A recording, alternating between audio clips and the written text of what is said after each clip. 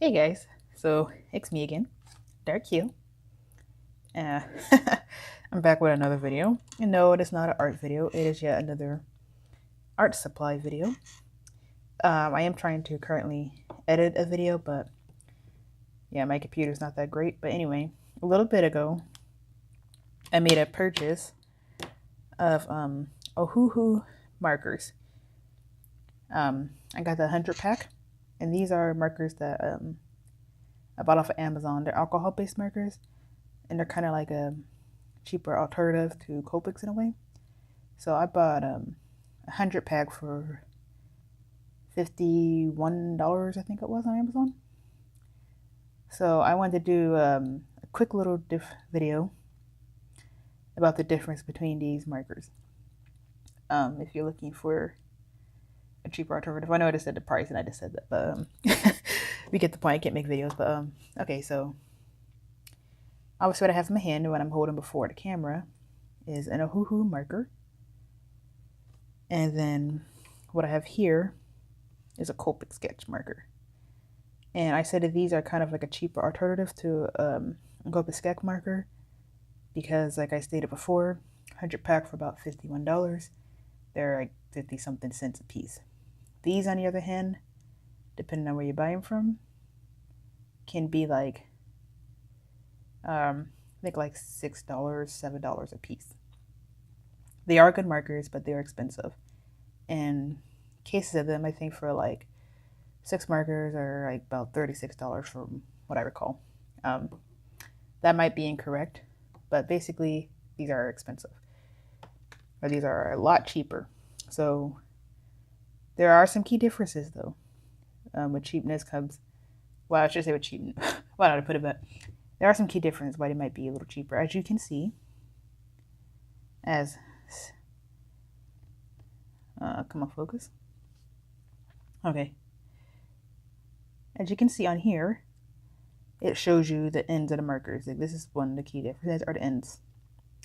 It has a fine, and then it has a chisel tip. So this is the broad or the chisel tip, right? And then it has a fine tip. And on a Copic, well, when I say Copics, I'm talking about Copic sketch. So, because actually with the regular Copic markers, they are pretty much like this, but we're not talking about those. So Copic sketch, that's what most people use. So anyway, fine and broad tip, as opposed to with the Copics, they also have a broad tip. And then this is one of the biggest things that make Copic markers so great, that they also have a brush tip. So the price as well as the tips are one of the differences that come with these markers.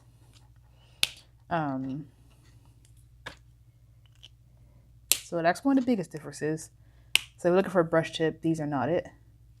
There are cheaper alternatives to brush tip markers for this, but I might talk about that some other time, and I just want to talk about this. And also some of the differences are, of course, the barrels and the coloring. So as you can see, they both have what kind of ends are which ends, and both kind of a little gray area to indicate which one's like the broad and the stuff like that.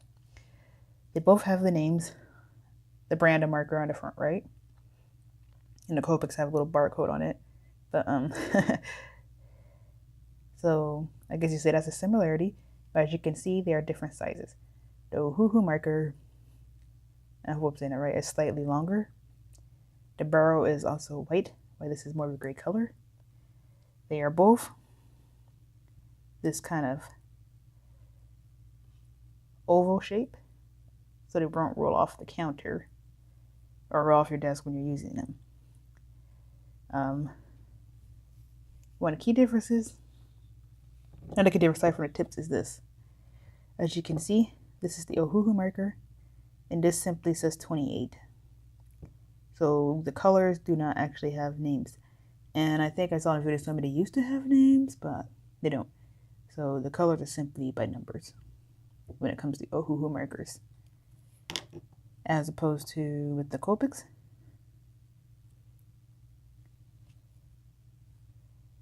As you can see, it has a number on there as well as a name, which makes it easier to find, easier to make a chart.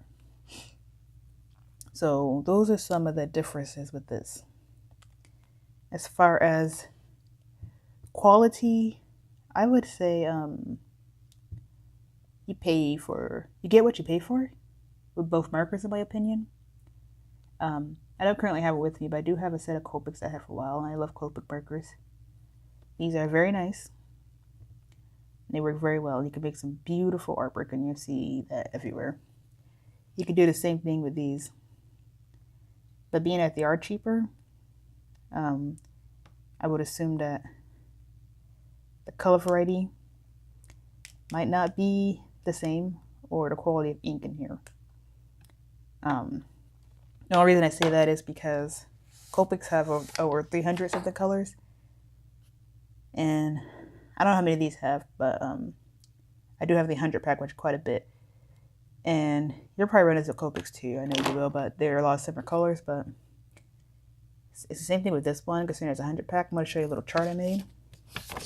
So this is a chart I made, and as you can see, a lot of the colors are, there's a lot of colors, but like a lot of yellows, reds and stuff are pretty similar.